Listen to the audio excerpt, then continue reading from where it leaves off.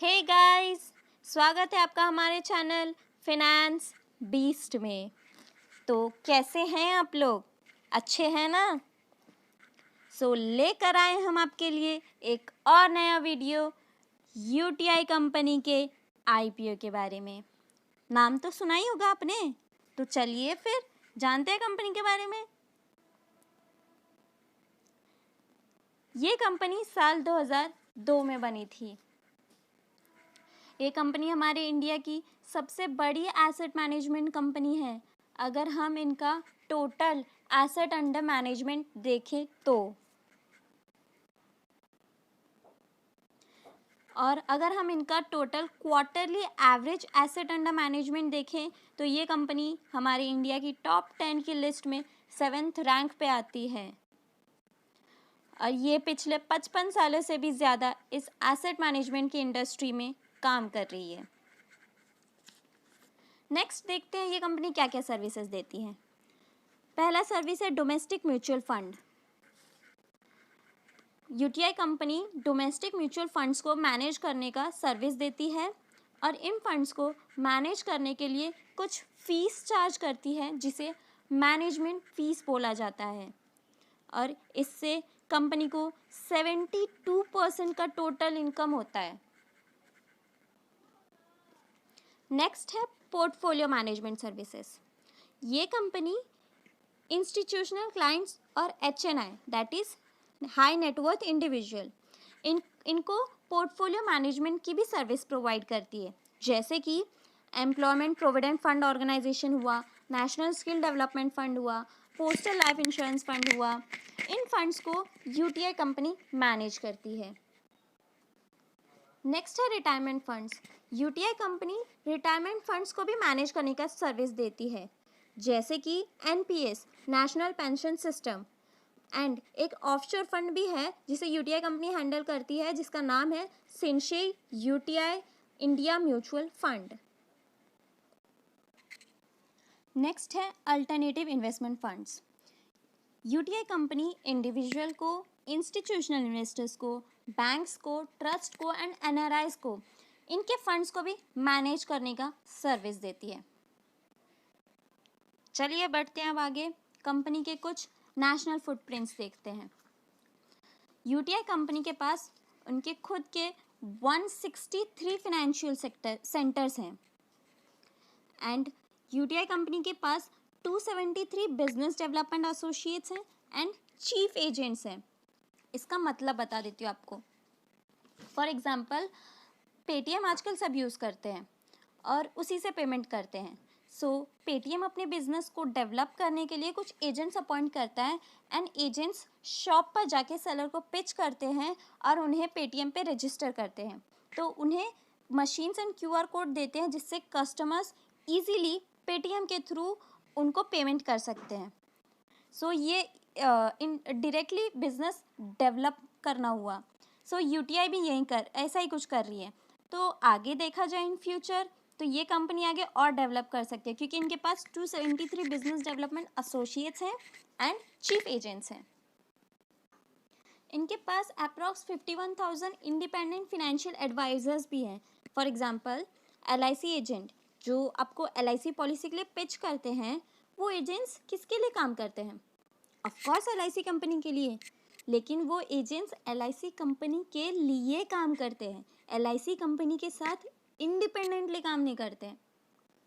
Hope so आपको समझ में आ गया होगा, और अगर कुछ भी डाउट हो तो आप हमें कमेंट कर सकते हैं। Next, UTI company 178 mutual fund schemes handle कर रही है, वो भी 30 सितंबर 2019 तक अगर बोले तो। नेक्स्ट, यूटीआई कंपनी के पास 11 मिलियन पोर्टफोलियोज हैं और वो उन्हें हैंडल करती है। और अगर इंडियन म्यूचुअल फंड इंडस्ट्री में 12.8% का कवरेज है ये कंपनी के पास। चलिए अब बढ़ते हैं कंपनी के शेयर होल्डर्स के बारे में, उनके बारे में भी जान लेते हैं। तो कंपनी के शेयर होल्डर्स कौन कौन हैं? फर्स्ट है SBI, second LIC company, third है बैंक ऑफ बड़ौदा, फोर्थ है पंजाब नेशनल बैंक। एंड ये जो आखिरी शेयर होल्डर है ना, इनके पास बहुत बड़ा स्टेक है, मतलब मेजर स्टेक है इनके पास यूटीआई कंपनी का। और ये इंडियन कंपनी नहीं है, ये यूएस की कंपनी है। और इस कंपनी का नाम है T Rowe Price International limited. जान लेते हैं इन कंपनी के पास कितने स्टेक्स हैं यूटीआई कंपनी के। SBI, LIC, Bank of Baroda, Punjab National Bank, इन सब के पास 18.5% स्टेक है यूटीआई कंपनी का। लेकिन US based T Rowe Price International Limited के पास 26% स्टेक है। अब ये शेयर होल्डर्स अपने स्टेक्स डाइल्यूट कर रहे हैं। तो चलिए अब देखते हैं ये अपने कितने परसेंट के स्टेक्स डाइल्यूट करते हैं। SBI bank, LIC, Bank of Baroda अपना 6.98% शेयर्स डाइल्यूट कर रहे हैं, जबकि पंजाब नेशनल बैंक और यूएस की कंपनी जो कि T Rowe Price International limited है, वो दोनों 2.52% स्टेक्स डाइल्यूट कर रहे हैं। तो चलिए अब बढ़ते हैं कंपनी के फिनेंशियल्स के बारे में। 31 मार्च 2018 को कंपनी के पास एसेट्स थी 2919 करोड़। 31 मार्च 2019 को एसेट्स बढ़ के 3013 करोड़ हो गए थे। फिर 31 मार्च 2020 को एसेट्स बढ़ के 3154 करोड़ हैं। तो एसेट्स में तो ग्रोथ दिख रही है। अब 30 जून 2020 का डेटा देखते हैं, 3263 करोड़। तो एसेट्स में तो ग्रोथ है। अब रेवेन्यू देखते हैं। 31 मार्च 2018 को इनकी रेवेन्यू थी 1162 करोड़। 31 मार्च 2019 को रेवेन्यू थोड़ी सी डिक्लाइन हुई है 1080 करोड़ पे। और 31 मार्च 2020 को रेवेन्यू में डिक्रीज आया है 890 करोड़ पे। 30 जून 2020 को रेवेन्यू बहुत डिक्लाइन हुआ है, ये है 271 करोड़ तक। अब देखते हैं प्रॉफिट आफ्टर टैक्स।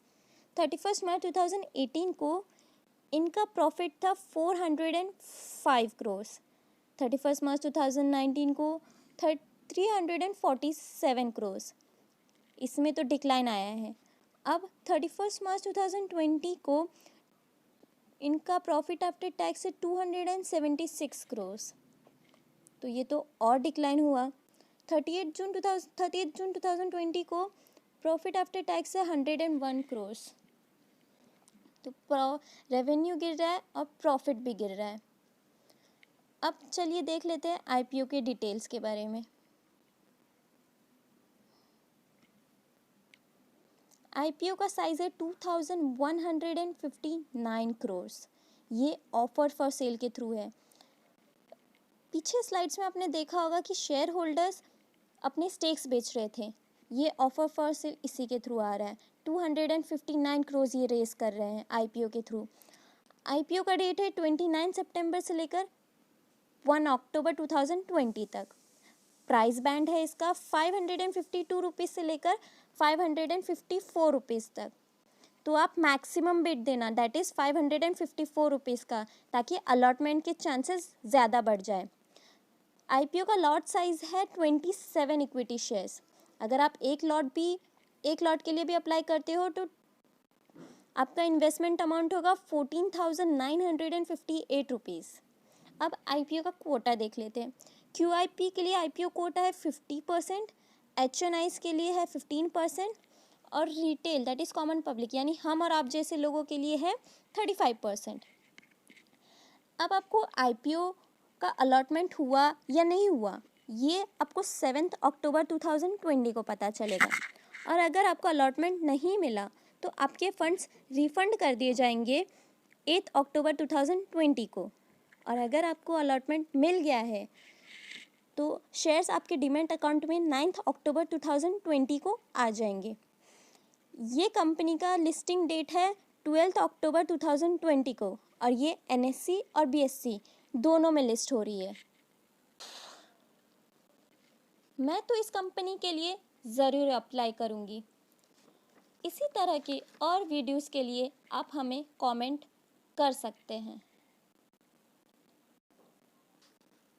और हमसे जुड़े रहने के लिए आप नीचे डिस्क्रिप्शन में दिए गए लिंक को ज्वाइन कर सकते हैं और हमें फॉलो कर सकते हैं। Thank you so much video and तक देखने के लिए। प्लीज़ वीडियो को लाइक, शेयर और सब्सक्राइब ज़रूर कीजिएगा। स्टे सेफ एंड जय हिंद।